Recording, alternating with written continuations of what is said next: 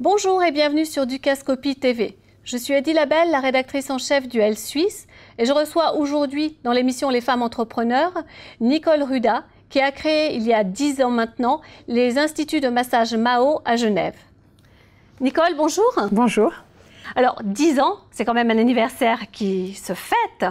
Comment aviez-vous eu cette idée? À l'époque, vous étiez complètement leader. Personne n'avait encore créé des instituts de massage sur le type de ceux que vous avez créés. Tout à fait. J'ai eu l'idée de partir, j'ai fait beaucoup de voyages en Asie et puis j'ai poussé plusieurs portes de ces endroits où on se fait masser pour rien dans les villes. Et puis à mon retour en Suisse, j'ai décidé également de reproduire ça, simplement de le faire.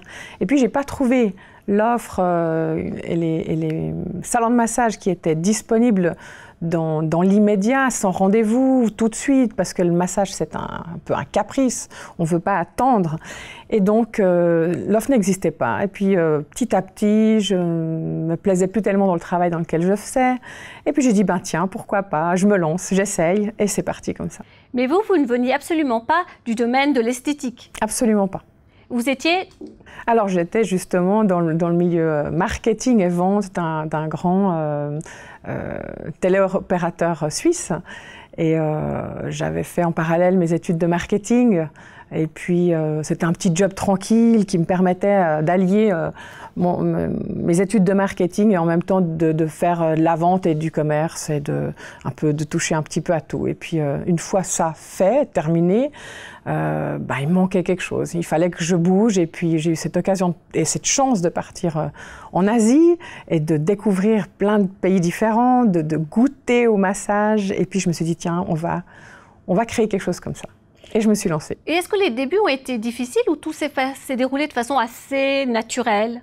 Je crois que tout s'est passé de façon assez naturelle, tout en étant peut-être un peu difficile, mais tout a roulé.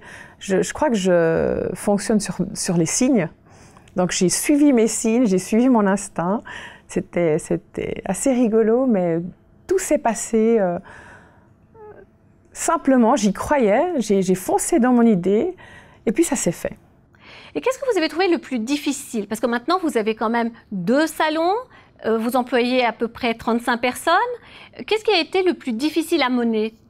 Le plus difficile à mener ou le plus facile en même temps, c'est la présence, les gens, l'écoute de nos employés, de créer un équilibre et de maintenir cet équilibre. Parce qu'un équilibre, on peut toujours tomber à gauche ou à droite. Et il faut pour ça avoir une très bonne équipe qui nous entoure, bien savoir s'entourer. Je me suis entourée il y a 3 ans d'une de mes associées, je me suis associée.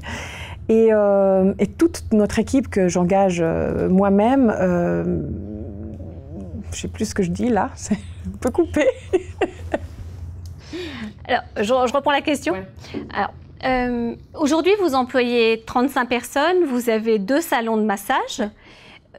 Qu'est-ce qui vous a semblé le plus difficile au cours de ces années à réaliser? Est-ce que c'est la gestion du personnel? Est-ce que c'est trouver peut-être des locaux, justement, quand on veut ouvrir un nouveau salon? Non, je pense que c'est vraiment l'équilibre, l'engagement de personnes qui sont motivées, qui veulent travailler dans une ambiance comme la nôtre. Et puis, on les engage les uns après les autres. Et tout d'un coup, on se retrouve avec une équipe qui a une trentaine de personnes.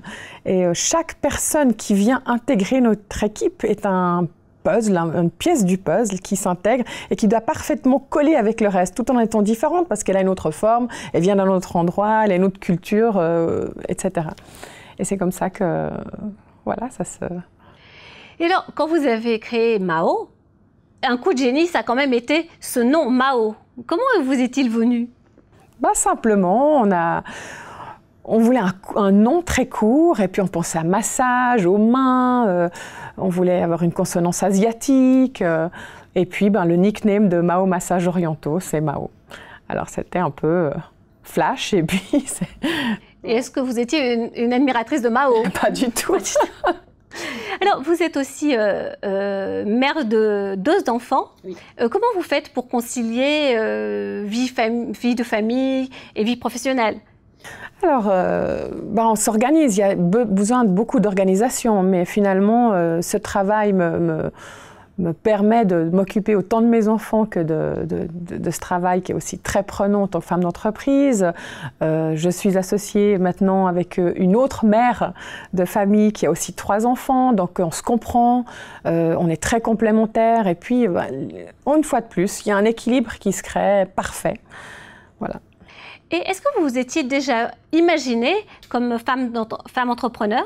Alors jamais, pas du tout, pas un seul instant, malgré que j'aimais bien être un peu la meneuse dans les classes, à l'école, ou donner des idées, proposer, ou je critiquais certaines fois des façons de faire, j'aurais voulu faire autrement, etc. Puis bien sûr, au niveau où j'étais, on ne m'écoutait pas forcément. Alors c'est vrai que ça m'allait plus ou moins comme un gant parce que là, je faisais ce que je voulais, j'ai pu faire aller mes idées plus loin et puis m'écouter, en fait, simplement.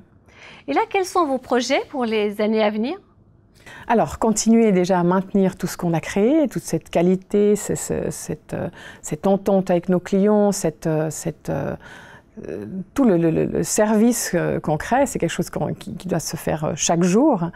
Et puis, on a aussi tout un parc informatique, une façon, tous les réseaux sociaux qu'on veut développer, on est déjà bien en train de le faire. Et puis, par la suite, peut-être ouvrir une autre succursale. Quel conseil donneriez-vous à une femme qui a envie de créer sa propre entreprise? Alors d'être là, de croire à ses rêves, d'y croire jusqu'au bout, de ne pas toujours écouter les gens qui vous démolissent d'avance, foncer, être vraiment assidu, travailler, donner toute l'énergie que vous pouvez donner et puis voir ses signes, se laisser aller dans son rêve en fait, dans ses idées et de partir. Quelle est la chose dont vous êtes le plus fière aujourd'hui dans votre réussite? Je crois toute mon équipe et tout le bien qu'on peut faire autour de nos massages. Et quand j'ai un client qui me dit « mais c'est génial, mais on ne sait pas ce qu'on ferait sans vous », je trouve que c'est la chose la plus touchante. Et là, je suis vraiment fière. Et toute cette équipe sur qui je peux compter, génial, vraiment. Alors félicitations. Merci. Et on vous souhaite encore des longues années de réussite avec Mao. J'espère. Merci beaucoup d'être venu. Merci beaucoup. Au revoir. Au revoir. Merci beaucoup d'avoir regardé l'émission Les Femmes Entrepreneurs, que vous pouvez retrouver sur Ducas Copy TV et sur tous les réseaux sociaux. À bientôt.